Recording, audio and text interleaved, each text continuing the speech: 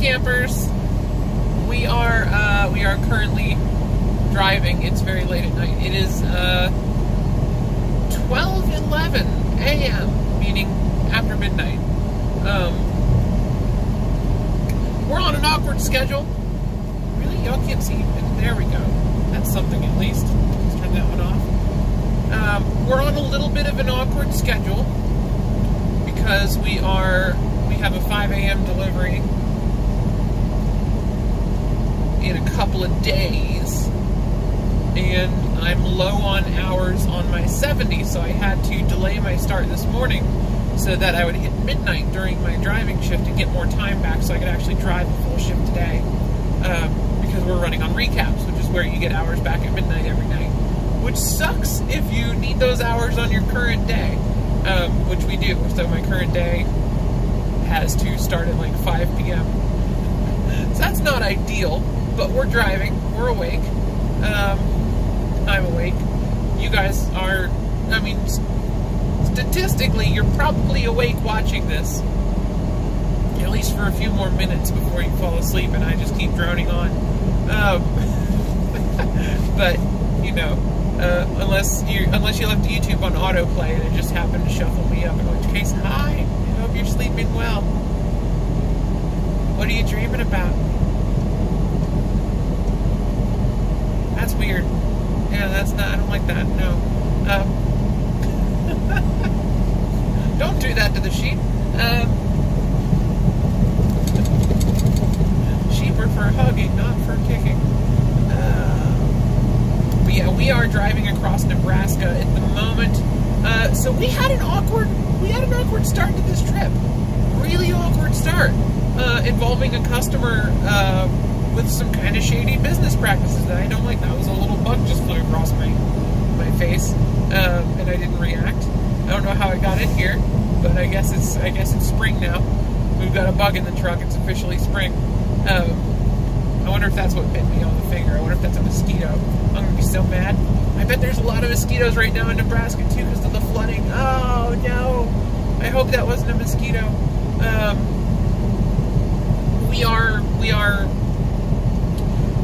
So we picked up at a cold storage warehouse in southeast Nebraska.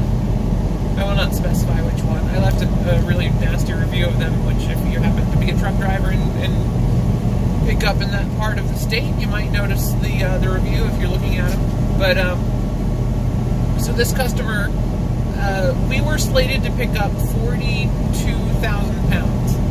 And that was 42,000 pounds of product and 2,000 pounds of pallets, basically. So it bumped up to 44,000. I can haul 44,000 pounds. I haul 44,000 pounds all the time. And then I took it to a CAT scale, and we were over 80,000 pounds total, which means that they put more than 46,000 pounds in my truck. Because our truck only weighs about 34,000 pounds when empty, with a prime trailer at least. So that's a refrigerated trailer with all the insulation, all of the works, the reefer unit on the front, 34,000 pounds empty. And we took the scale at over 80,000. So the customer definitely put more cargo on my truck than they said they did. This guy coming up on my left has a headlight out. Or a headlight malfunctioning? I can't tell. It's just a super dim headlight. I would argue that's still out. But, so they definitely put more cargo on my truck than they said they did. I took it back and they gave me trouble about getting it reworked, and eventually they did rework it, and they said they took a pallet off, and I took it back, and it was like exactly 2,000 pounds lighter, so it was legal when we went back, but it was still 2,000 pounds heavier than they said it should be. Because they said they took me down to 42,000 pounds in the trailer instead of 44, and we were in fact at 44 now. So effectively 78,000 pounds gross, meaning 44,000 pounds of whatever in the box. So I automatically don't trust this customer now because they're clearly either they're using underestimated cargo weights to save on freight rates and shipping fees, or they've put something in my trailer that's not on the bills. which makes me uncomfortable, because that does happen in this industry. A lot of stuff that moves around this country illegally happens in trucks belonging to people that don't know anything better, that don't know that the stuff is in their trailer at all. They just, put it behind a pallet and the truck driver never sees it. So that's possible. I can't actually say that's happening. It's more likely just they've underestimated their cargo weights in order to save on shipping, which is just a shady business practice that I don't like. But so I don't really trust them. So I asked to be on the loading dock for when they took the cargo off and reworked the load. They wouldn't let me in the building. I don't like that at all. I do not like that at all. Especially because the bill said I loaded and counted the load on the trailer. Which is like, no, you made me wait in my truck. You won't even let me in the building. I can't load and count the trailer if I'm not even allowed in the building. So you got to pay attention, because a lot of customers will pull that stuff. They make you sign the paperwork, and a lot of drivers just blindly sign and drive away without ever reading the bills. And so the bills say that the driver loaded and counted it. That means when you get to the other end, if they messed up their count, and there's more freight, less freight, different freight, damaged freight, they can blame you for it and not take responsibility themselves, even though they're the ones who loaded the trailer. So what you got to do in that situation, you got to cross out where it says on the bills that the driver loaded and counted. You got to write in shipper load and count, which a lot of shippers will get annoyed with if you do that. This one, since I brought it up, because I apparently was like the only one that noticed today. Since I brought it up, they were like, "Yeah, you can do the shipper load and count thing. That's fine. You just can't come in.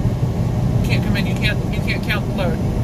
It's like, I don't like that, because what they wanted shipper load and count, where I just back in, stay in the truck, they do everything. Once they're done, I pull forward, close the doors, and they put the seal on. That's what they wanted. That's called shipper load and count. What Prime wanted, Prime being the folks that own the trailer and book the cargo, Prime wanted it to be shipper load driver count, meaning me on the dock counting the cargo as the customer puts it in the trailer, which is, a lot of our freight is like that, because I can't drive a forklift. I mean, I probably could, but I'm not legally certified for it. So, unless they've got a pallet jack for me, I can't really load the trailer. I probably could handle the forklift. I've driven a forklift before. Don't tell safety. It wasn't technically a forklift. It was like a push thing that I don't think you need to be certified for. So I'm fine. I'm good. I have to ask my safety guy about that if that was a little over the line. But yeah, so I'm not supposed to load the trailer. I'm just supposed to stand there and count. But I couldn't even get in the customer. Then of course the bills say driver load and count. It's like, that definitely didn't happen. So I don't trust this customer, and it's one of the fastest. This is the first time I'd ever been there. I'd never gone to this place before. I've driven past it a million times, and I knew it was a customer of ours, because I see Prime trucks going in and out all the time. It's like, oh, cool. This is a city I never get to load in. I drive through it a lot. It's cool to actually see the customer that's here. They've got overnight parking. It's a super convenient location. It's right off of a highway. It's 4 miles to a Catskill, which is annoying, but still pretty close. It's just far enough that it trips your clock going to the Catskill back. Ah, gotcha, bug. That was a mosquito. Yeah, super convenient customer, but in that one experience there, they immediately got on my no longer trusting. They are on what I call my no-fly list, which is customers that I don't want to go to. I will, if a load pays well enough, I'll usually still go back to them. This place I don't think I trust enough to ever go back. I'm probably not going to pick up there again, because that's too much shady stuff. We'll see what happens at the receiver. If the receiver lets me stay on the dock to count it, then I will be doing that. But if the receiver won't even let me see the cargo, then we're never loading there again. Because if the receiver won't let me see the cargo and the shipper won't let me see the cargo, I don't know what I'm hauling. I don't like that. I don't like not knowing. Welcome to Sydney, Nebraska, going by in the background. That's Love's down there. It's Love's with an IHOP, which is really good loves. There's the sign. Yep, you missed it. Neater, you missed it. I just blocked it with my hand. Don't see it anymore. You don't see Cindy.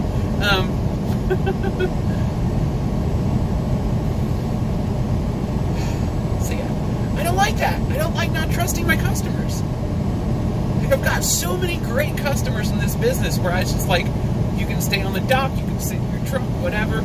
They'll sign it however you want to sign it. I love shipper load and count places. I especially love places where you pick up a trailer that's preloaded, pre-sealed, and I never see the cargo. I'm fine with that, as long as what's on the bills matches what is in the trailer. Like, the cargo weights match what is supposed to be on the bills.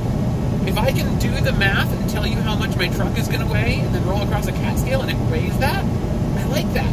I like that. I trust that. I trust customers like that. Especially because a lot of those places you have to count the load when it comes off the trailer, since it was preloaded when you picked it up. So it's like, you know, you learn to trust some of these places. But this one, nope, no fly list. It's weird because I've only got like 3 customers on my no fly list. There's not a lot of places I don't trust. But one of the other customers on the no fly list is less than 50 miles away from there. So it's like there's this bullseye now in Nebraska where, with 2 customers that I don't want to go to, and they're very close together. Might not be any other customers between them, which is awkward if I ever wind up in that area needing a reload. Actually, I think they're less than 30 miles apart. They're pretty darn close to each other. But the second customer is one that I've gone to before. They've actually shaped up pretty well in the last couple of years. They got bought out by a bigger company. So they're in fact owned by a company that I rather like pulling cargo for. Technically, the company that I'm pulling this cargo for, which makes me wonder suddenly if they aren't potentially, the 2 warehouses might not be managed by some of the same people. Now that I think about it, because it's the same people that own the cargo that I'm pulling right now as own the cold storage place that was on my the old cold storage place that was on my no fly list. I wonder if that's related. That might be some leftovers of whatever corporate structure was there before this company bought them out a couple years ago. But yeah, the other customer on my no-fly list there, I will actually go to. It's the Americold warehouse in Crete, Nebraska. I go there a lot.